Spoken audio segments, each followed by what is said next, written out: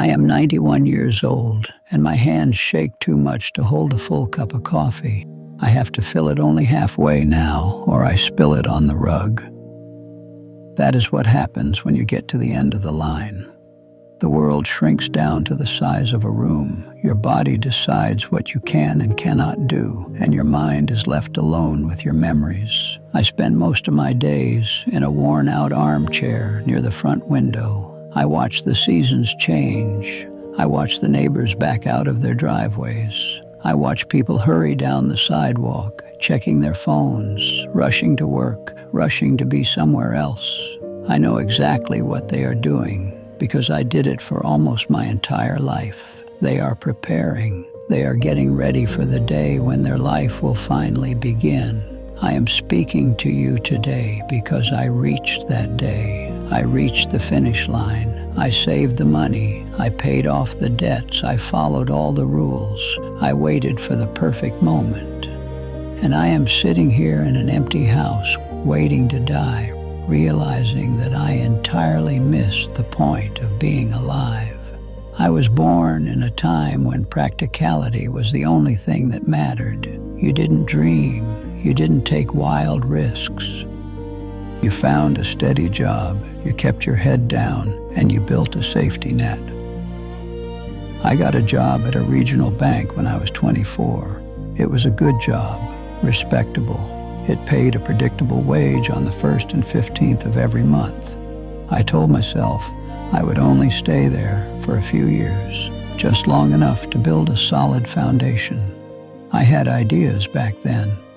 I wanted to buy a piece of land up north, near the mountains.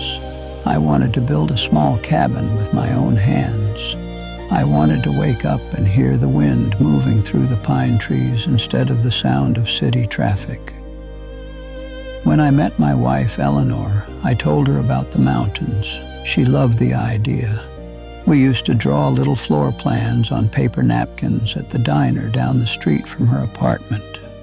We talked about a big stone fireplace. We talked about a wide wooden porch and a garden where she could grow vegetables.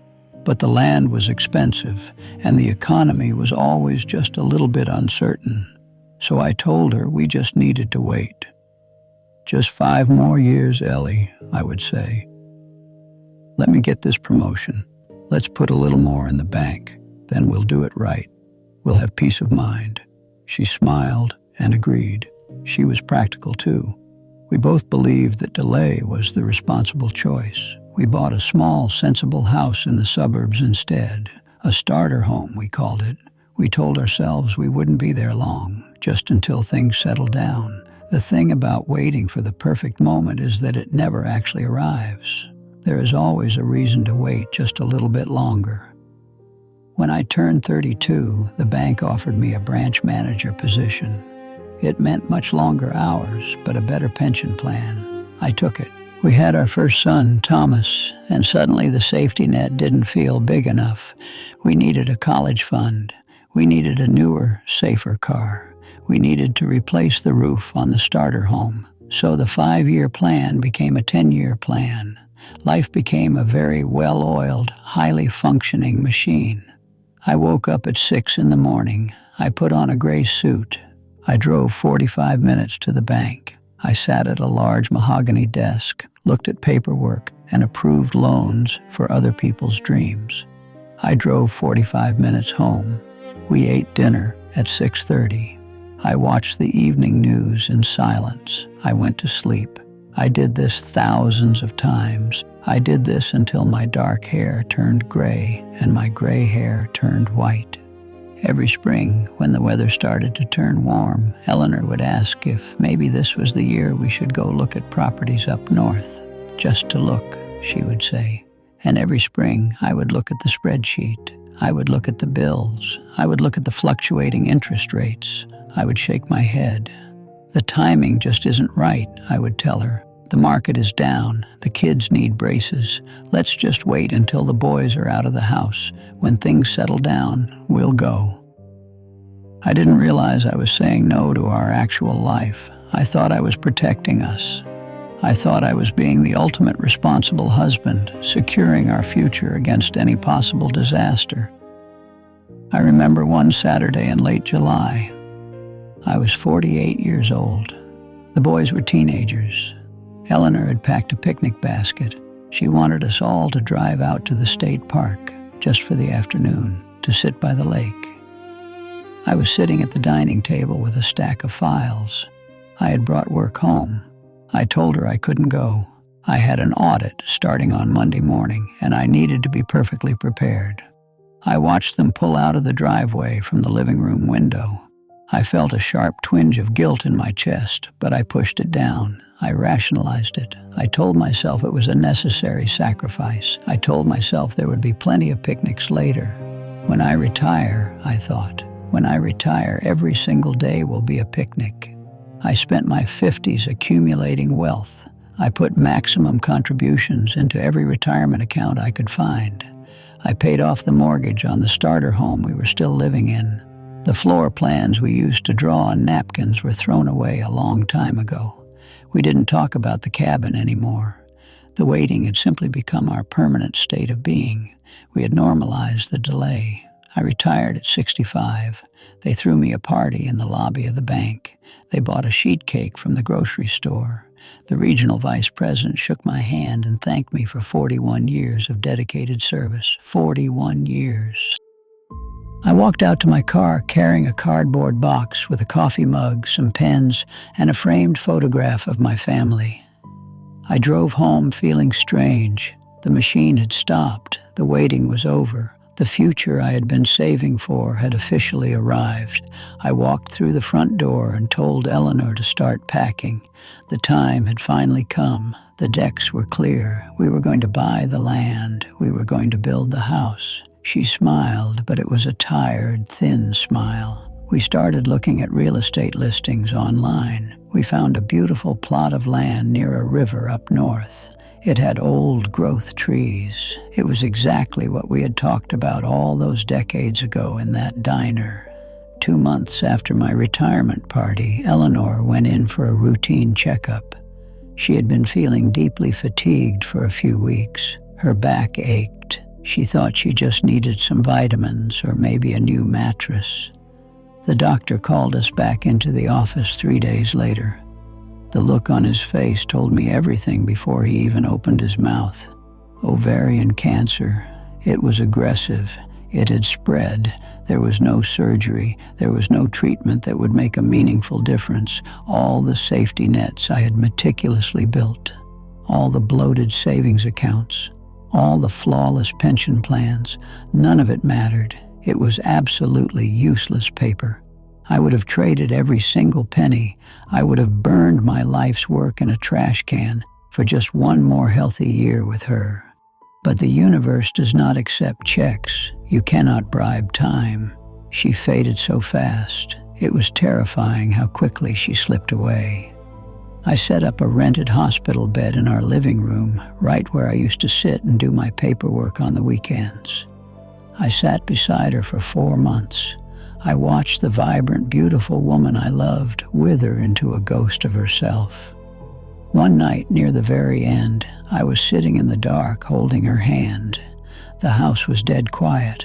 The hum of the refrigerator was the only sound. She looked at me. Her eyes were clouded with morphine and exhaustion, but she squeezed my fingers. "I'm sorry we never made it to the mountains," she whispered. That sentence broke me. It physically broke something deep inside my chest. She was apologizing to me. She was apologizing when I was the one who had kept her waiting in the lobby of her own life for 40 years. I had forced her to live in a perpetual someday, and now she was dying. She died 3 days later. I never bought the land. There was no point without her. The dream belonged to both of us, and half of it was buried in the town cemetery. I stayed in the starter home. I am still here. 26 years later, I am still sitting in the house we were supposed to leave. I am a very wealthy old man. My bank accounts are full. My pension pays out reliably every single month. I have zero debt. I am financially bulletproof, and I am entirely impoverished.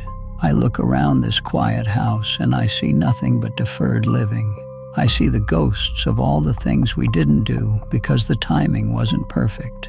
I see the picnic I didn't go to. I see the vacations we delayed. I see the evenings I spent staring at spreadsheets instead of asking my wife about her day. I see the thousands of moments I traded away for a future that was a total illusion. You cannot stockpile time. That is the most arrogant, foolish assumption we make as human beings.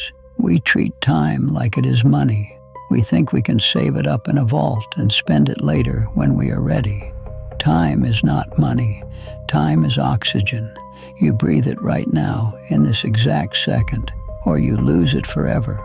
I traded the best years of my physical life, the best years of my marriage, the childhood of my sons, for a phantom future that never arrived. I succeeded brilliantly at surviving. I failed completely at living.